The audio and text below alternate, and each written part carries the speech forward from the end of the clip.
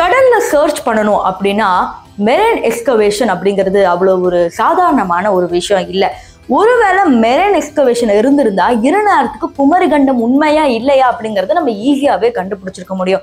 India என்னதான் டெக்னாலஜில முன்னேறி வந்தாலும் இந்த மாதிரி பழமையான விஷயங்களுக்கு, அதாவது ஆர்கியாலஜிஸ்ட்க்கு இந்த மாதிரி ஒரு விஷயங்களோ அதுக்கு பணமோ ஒதுக்குறதுக்கு கொஞ்சம் கவர்மெண்ட் தயக்கம் காட்டுறாங்க அப்படிங்கிறதே உண்மை. இந்த பழமையான துவாரகாவை கண்டுபிடிக்கிறதுக்கு கடல்ல இறங்கணும். ஆனா பிரச்சனை என்னன்னா, கடல்ல இறங்கணும்னா ஆர்கியாலஜிஸ்ட் தான் கடல்ல இறங்கணும். ஆர்கியாலஜிஸ்டுக்கு நீந்த தெரியுமா அப்படிங்கிறதே ஒரு பெரிய பிரச்சனை. எப்படியோ காசு சேர்த்து வச்சு கிட்டத்தட்ட 80,000 மட்டும் வச்சு ராவ் அப்படிங்கிற இவரோட டீம் தான் கடல்ல இறங்குறாங்க. அந்த கடல்ல இறங்கும் போது பாத்தீங்கன்னா, மகாபாரதத்துல சொன்ன குசஸ்தலி அப்படிங்கிற பிளேஸோட ஒத்துமையா இருக்கிற ஒரு சில விஷயங்களை கண்டுபிடிச்சு போட்டோவும் எடுக்கிறாங்க.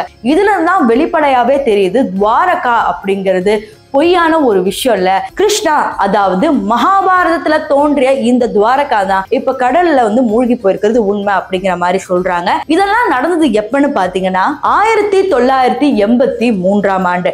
ஆனா நம்ம இப்ப இருக்கிறது 2025, 2026க்கே நம்ம போக போறோம். ஆனா இவ்வளவு வருஷம் கேப், கிட்டத்தட்ட 40 வருடங்கள் ஆச்சு. இப்ப வரைக்கும் ஏன் துவாரகாவை கண்டுபிடிக்க முன் வரல அப்படிங்கிற மாதிரி நீங்க கேள்விப்பட்டிருப்பீங்க.